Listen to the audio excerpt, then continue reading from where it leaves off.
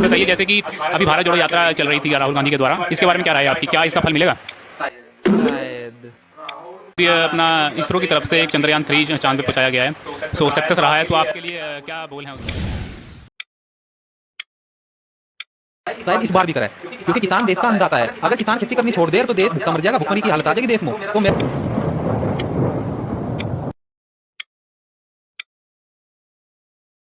और मैं आज सनु चौधरी के साथ हूँ, जो कि युवा नेता हैं, काफ़ी जाने माने नेता हमारे हमारे क्षेत्र के।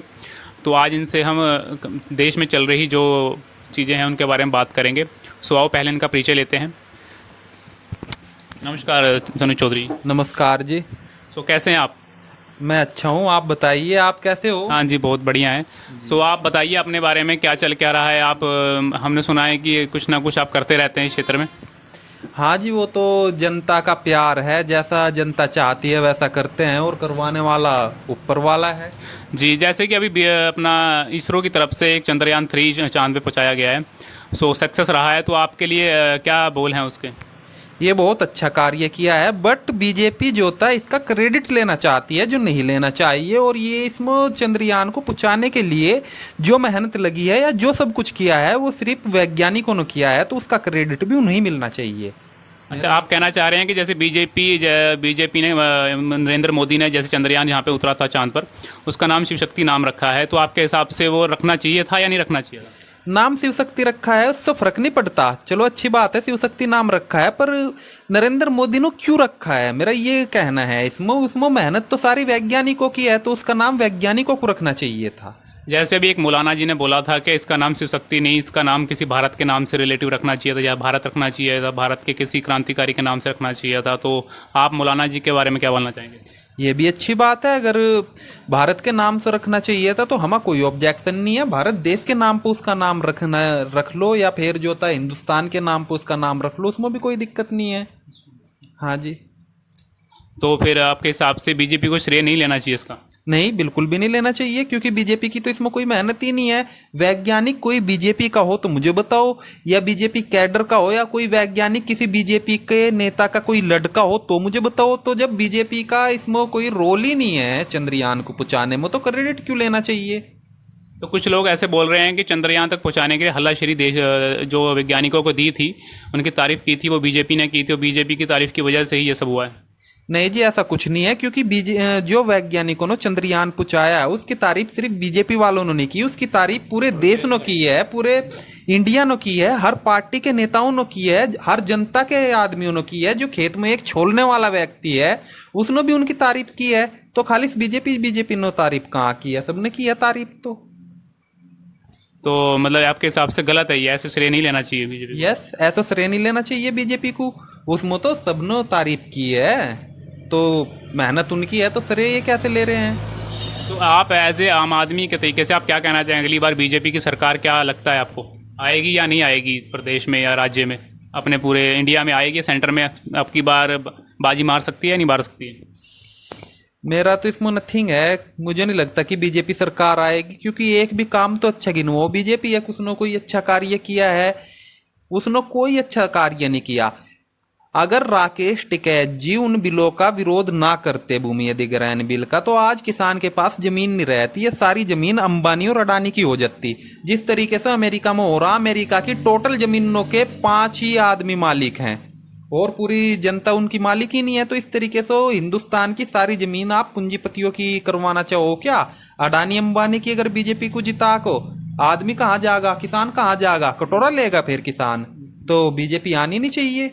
यो वही सरकार है बीजेपी, जब 1992 में यो उत्तर प्रदेश में आई थी तो कल्याण सिंह गवर्नमेंट के नाम से परिचित थी, और कल्याण सिंह मुख्यमंत्री थे, और किसान की वो हालत हो गई थी, आग गंडे पूरा पिट गया था, गंडा किसी ने किसी भा नहीं खरीदा। बीजेपी वो सरकार है। अब तो बता रहे हैं कई लोग कि तीसरी बार फिर से नरेंद्र मोदी शपथ लेंगे और 100% लेंगे और कोई रोक नहीं सकता, किसी में दम नहीं है। काफ़ी ऐसे लोग बोल रहे हैं और काफ़ी चीज़ें फैल रही हैं। ये फैसला तो भारत की जनता करेगी कि वो उन्हें शपथ दिलवाना चाहती है नहीं। अगर भारत की जनता, हर आदमी बीजेपी की सच्चाई जान ले, हर आदमी जान ले कि बीजेपी ने जो था क्या किया देश में, बीजेपी भारत का जो था देश में 45% कर्ज था भारत के पास, आज वो कर्ज बढ़ को जो था 88% हो गया भारत के पास। तो भारत इतना गरीब क्यों हुआ? बीजेपी राज में जो उसके पास कर्जा बढ़ा, रेले बिक गई, लाल किला बिक गया। भारत की 70 लाख करोड़ की संपत्ति जो कांग्रेस शासन में बनाई गई थी, 70 लाख करोड़, जिसमें रेले हैं, एयरपोर्ट है, वो सरकारी संपत्ति बिकने लग रही। तो उसमें जो था, अगर भारत की हर एक जनता समझ ले हो या जान ले, तो फिर बीजेपी नहीं आने की। तो आपको क्या लगता है, अब की बार जनता जाग चुकी है? शायद इस बार जो था 80% आदमी जाग चुके हैं। 80% जनता भारत की जाग चुकी है। सिर्फ 20% जनता रह रही जो अंधभक्त के हैं, वे नहीं जग गए अभी। तो उनको जगाने के लिए क्या क्रिया करनी चाहिए? जब भारत आजाद हुआ था, देश, हमारा देश 1947 में, तो लगभग 15 या 20% लोग अंग्रेजों के पास भी थे, और जो अंग्रेजों के गुण गाती थी जनता। अंग्रेजों ने कहा था भारत शाइनिंग इंडिया, चमक रहा है। हम मतलब अंग्रेज जाना नहीं चाहते थे, पर क्या हुआ, वे 20% भी जो था भारत के ही गुणगान लगे जब उन्हें लगा कि अंग्रेज जान लग रहे। तो इस तरीके से जिस टाइम बीजेपी सरकार सत्ता से जागी, तो ये 20% भी जो था भारत की तरफ हो जाएंगे, ना कि बीजेपी की तरफ रहने के। तो आप बीजेपी की बुराई कर रहे हैं, तो आपका इसका मतलब आप कांग्रेस की तरफ हैं आप? नहीं, मैं किसी पार्टी की तरफ नहीं हूँ, और ना मैं बीजेपी की बुराई कर रहा हूँ। मैं तो सिर्फ असलियत बता रहा हूँ, सच्चाई बता रहा हूँ।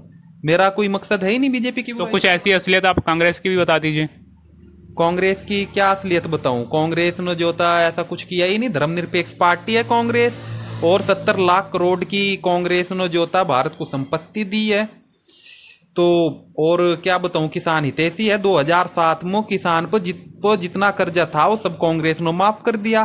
तो आप बताओ कांग्रेस की क्या वो गिनवाऊं? कांग्रेस का जन्म 1885 में गोकुलदास तेजपाल भवन बॉम्बे में जी, हुआ ये था। तो सभी जानते हैं वैसे कब हुई कांग्रेस, लेकिन आप ये बताइए, जैसे कि अभी भारत जोड़ो यात्रा चल रही थी राहुल गांधी के द्वारा, इसके बारे में क्या राय है आपकी? क्या इसका फल मिलेगा? शायद। राहुल गांधी मेहनत कर रहा है, सड़कों पर पैदल घूम रहा है। जनवरी की भरी सर्दी में राहुल गांधी सिर्फ एक टी शर्ट में भारत यात्रा करी उसने, और जो था इस बार मुजफ्फरनगर, सहारनपुर, इनमो को लिख देगी भारत जोड़ो यात्रा। कुछ ही समय में, लगभग अगले महीने में भारत जोड़ो यात्रा दोबारा शुरू होगी, और वो लिख देगी। और जहां तक मेरा अंदाजा है, लगभग 50% बेनिफिट होगा कांग्रेस को इसका। तो अब की बार आपके हिसाब से कांग्रेस सरकार बनाने जा रही है? लगभग, शायद। तो कांग्रेस से आप लोगों को, आप एक किसान के पुत्र हैं, किसान के बच्चे हैं, तो आपको क्या क्या उम्मीदें हैं कांग्रेस से? किसानों की कर्जा माफी की उम्मीद है। जो जिस तरीके से इन्होंने 2007 में जिस किसान पर जितना कर्जा था सारा माफ कर दिया था, शायद इस बार भी करे, क्योंकि किसान देश का अन्नदाता है। अगर किसान खेती करनी छोड़ दे तो देश भूखा मर जाएगा, भुखमरी की हालत आ जाएगी देश में। तो मेरा तो ये मानना है कि देश को चलाई किसान रहा। इनसे सरकार सो या फिर जो था बिजनेसमैनों सो या बड़ी बड़ी गाड़ियों में बैठने वालों से देश नहीं चल रहा, देश सिर्फ किसान से चल रहा है। तो किसानों के लिए आप क्या क्या मुआवजा चाहते हैं, किसान जिससे सुख रहे और खुश रहे? मेरी मांग है सरकार से, या तो कांग्रेस सरकार हो या बीजेपी सरकार हो, हर सरकार से मेरी ये मांग है कि किसानों का कर्ज माफ किया जा। किसानों, सबसे बड़ी मांग तो यही है कि किसानों का कर्ज माफ हो जाए, उससे किसानों को बहुत राहत मिलेगी, और सब्सिडी मिले, उसको गंडे का रेट बढ़ाया जा। तो यही मांग है मेरी। अभी जैसे कि बीजेपी के द्वारा 200 रुपये घटा दिया गया है रेट सिलेंडर का, गैस सिलेंडर का, तो इसके ऊपर क्या राय है? क्यों घटाया है, क्या रीज़न क्या है इसके पीछे? अजी सर, चुनाव आने लग रहे इसलिए घटाया गया, और बढ़ाया भी तो इन्होंने ही था। मान लिया आप कोई चीज ले लो, उसका रेट जो था आप आसमान छुआ दो और थोड़ा सा कम कर दो, तो उसमें क्या। जब कांग्रेस सरकार भारत से गई तो सिलेंडर कितने का था आप बताओ? 300 या 350 रुपए का सिलेंडर था। इन्होंने वो बढ़ा को 1100 का कर दिया, अब 200 घटा दिया, उसमें से 900 का मिल रहा। तो कितना अब भी जो था बहुत कीमत पर मिल रहा। 300 का सिलेंडर जो था 900 में मिल रहा। तो आप मन देखो अब इस चीज को, तो लगभग 700 रुपये फालतू तो अब भी मिल रहा। किसान को सब्सिडी के नाम पे जो था 1 या 2 रुपया दे रहे। कांग्रेस शासन में 500 रुपए के सिलेंडर पर 200 या 300 रुपए की सब्सिडी आती थी, आज 2 रुपए या 3 रुपए। तो ये तो आम आदमी के साथ मजाक हो करी जा रही। तो जैसे कि अभी ये सिलेंडर का 200 रुपये घटाया, तो आपको क्या लगता है डीजल पेट्रोल पे भी कहीं ना कहीं कम आ सकता है? डीजल पेट्रोल कांग्रेस के राज में क्या बात है? आप ही बताओ। 67 रुपए डीजल, 70 रुपए पेट्रोल, और आज 100 पार हो गए थे एक बार तो। नहीं, ये समय सीमा को देखते हुए अगर रेट बढ़ भी रहे हैं तो इसमें क्या आपत्ति है? रेट बढ़ रहे हैं, कैसे बढ़ रहे हैं? महंगाई बढ़ रही है, आम आदमी का गाड़ी चलाना भारी हो रहा है या बाइक चलाना, तो उसमें घटना चाहिए। कुछ लोग बोलते हैं कि चाहे रेट 1,000 हो जाए, 2,000 हो जाए, लीटर हो जाए, लेकिन फिर भी हम वोट तो हम बीजेपी को ही देंगे।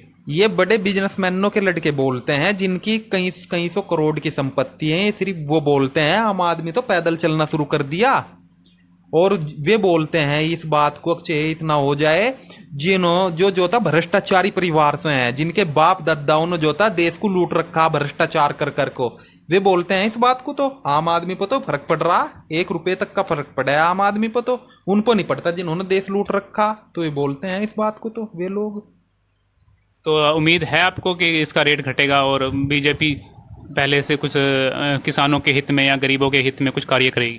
बीजेपी ने गरीबों के हित में एक कार्य किया हो तो आप मुझे बताओ। मुझे तो लगता नहीं बीजेपी ने एक भी कार्य किसी गरीब या किसी किसान के हित में किया हो।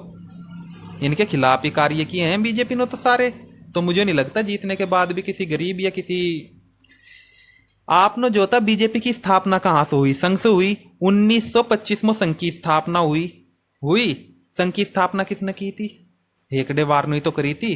उन्होंने एक किताब लिखी थी जिसका नाम है we are our nation hood.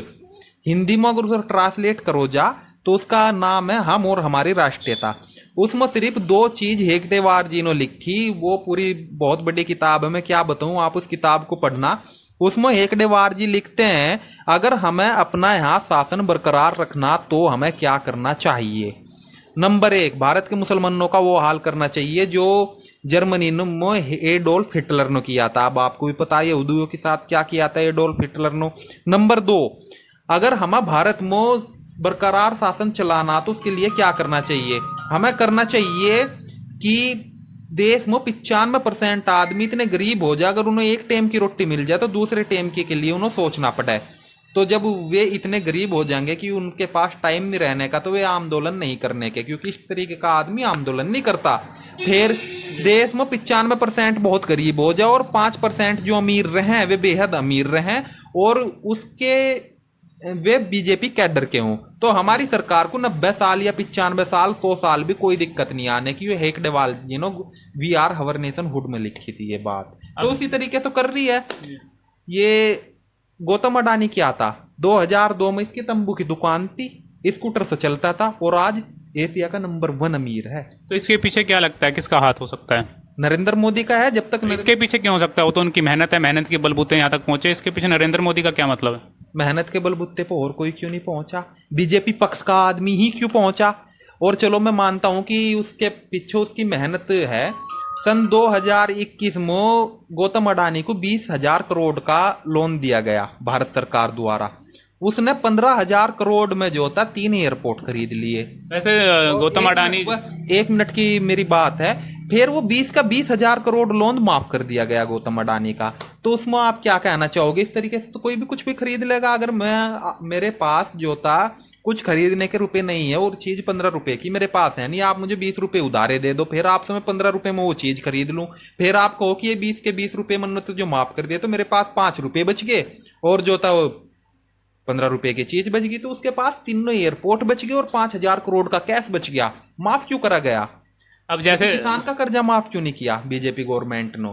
तो मतलब किसान इसकी सरकार में दुखी है, बहुत ज्यादा दुखी है। दुखी नहीं, बहुत ज्यादा दुखी है बीजेपी गवर्नमेंट में।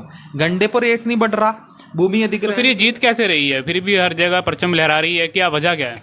ईवीएम भी वजह हो सका है जो भारत की जनता कह रही है। मतलब आपके कहने का मतलब है ये 2 नंबर से जीत रहे हैं? शायद इस बात को मैं कह रहा हूं क्योंकि जिस देशों ने ईवीएम का आविष्कार करा था, आज उसी देश में जो था अमेरिका हुआ, ऑस्ट्रेलिया हुआ, बैलेट से वोट गिरती है। जिन्होंने ईवीएम का आविष्कार किया वे ईवीएम का यूज क्यों नहीं करते अपने? बिल्कुल सही बात है। इस चीज का आपने ईवीएम का यूज क्यों कर रहा? उन्होंने तो आविष्कार भी नहीं करा। लगने वाला अभी ये हाल ही में सत्यपाल मलिक जी बोल रहे थे कि अब आने वाले चुनाव में बीजेपी की हार होगी और नरेंद्र मोदी घर बैठेंगे। हो सकता है। सत्यपाल मलिक जी ने 3 बात बोल ली थी। बीजेपी की जीत जब हो सकती है जब दंगा कराया जाए, या तो ये दंगा मतलब आपके हिसाब से दंगा कराती है वो बीजेपी का, मतलब बीजेपी का हाथ होता है उसमें? हाँ, 90% आदमियों का यही मानना है कि बीजेपी का हाथ होता है। 2013 का दंगा हुआ नहीं था, करवाया गया था। ये उसी टाइम क्यों होता है दंगा जिस टाइम चुनाव आने वाले होते हैं केंद्र के या राज्य के। बीच में दंगा क्यों नहीं होता? आप मुझे ये बताओ, गुजरात दंगा हुआ, वो चुनाव के टाइम हुआ। अब जैसे कि हरियाणा में हुआ था, मऊ में जो हुआ था, उसके पीछे भी राज बीजेपी का हो सकता है। हाँ, बिट्टू बजरंगी और मोनू मानेसर ये दोनों बीजेपी के खास आदमी थे, और इन्होंने ही तो दंगा बढ़वाने की कोशिश करी। मुसलमान के 2 लड़के जिंदा जला दिए इन्होंने, और फिर ये ऐलान कर रहे थारा जिज्जा आ रहा, फूल मालाओं की तैयारी कर लो। उसके पीछे किसका हाथ है? ये बीजेपी के आदमी है। और सतपाल मलिक जी ने कहा था या तो ये दंगा करवाएंगे या किसी नेता को मरवाएंगे, लास्ट में आको ये राम मंदिर पर बम गिरवा देंगे। जैसे कि उत्तर प्रदेश के मुजफ्फरनगर में जो कवाल कांड हुआ था, इसके पीछे बीजेपी का हाथ था ही। हाँ, अच्छा, तभी बीजेपी। अखिलेश यादव और बीजेपी दोनों का हाथ था इसके पीछे, क्योंकि ये कांड 7 सितंबर में हुआ था, ठीक। और 28 अगस्त को बीजेपी का नितिन मतलब गडकरी। आपकी बातों से पता लग रहा है कि दंगा करवा रही है ये, जो दंगे करवाती है, इसके पीछे कहीं ना कहीं बीजेपी का ही हाथ होता है, और ये वोट बटोरने के लिए ही ये काम कराती है। इस बात को तो 50% जनता मान रही है। हमारा ही क्या मानना है? आप अपने दिल पर हाथ रख को बताओ कि आप क्या मान नहीं, रहे हम तो देखो स्वतंत्र है, हम तो पत्रकारिता करते हैं, हम तो ना तो किसी के खिलाफ जा सकते हैं, ना तो किसी का साथ दे सकते तो खिलाफ तो मैं भी किसी के नहीं जा रहा, मैं सिर्फ एक सच्चाई की बात तो बता रहा हूँ। आप ही बताओ, 2013 का जो दंगा था वो 7 अगस्त को ही तो हुआ। हैं। 28 अगस्त को, 7 सितंबर से पहले 28 अगस्त को इस वरी बीजेपी का बड़ा नेता है नितिन गडकरी, जो आज ट्रांसपोर्ट मंत्री है, ये अखिलेश यादव के पास गए। पत्रकारों ने जब इनसे पूछा कि आपने अखिलेश यादव से क्या बात करी, तो उन्होंने कहा हमने सह प्रेम भेंट करी, मतलब मिलने को जी कर रहा था। जब ये माइक पे एक दूसरे को गाली दें दोनों, अखिलेश यादव इन्हों और ये अखिलेश यादव को, तो फिर इनकी सह प्रेम भेंट कहे मुझे पर की थी? आप ही बताओ। तो उसमें दंगे की प्लानिंग हुई थी, ये पत्रकारों ने मन्ना बा कह दो। और जब इसमें अखिलेश यादव का भी हाथ है, जब जो था पुलिस ने खून सरे रंग कपड़ों में 7 आदमी गिरफ्तार करे थे कवाल से, तो उन्होंने जो था मौलाना नजीर के कहे से छोड़ा क्यों गया? आप ही बताओ। आजम खान ने फोन करा, और यहाँ का डीएम और एसएसपी उन दोनों को जो था उनका ट्रांसफर करा गया, और नया एसएसपी हेलीकॉप्टर से छोड़ा गया बीजेपी मुजफ्फरनगर के इतिहास में। उसने जो था वे आदमी छुटवा दिए। तो ये दंगा ही तो करवाने की चाल थी। ठीक है, ठीक है। तो और कुछ कहना चाहेंगे आप? बस जी, इतना ही बहुत। धन्यवाद जी आपका बहुत।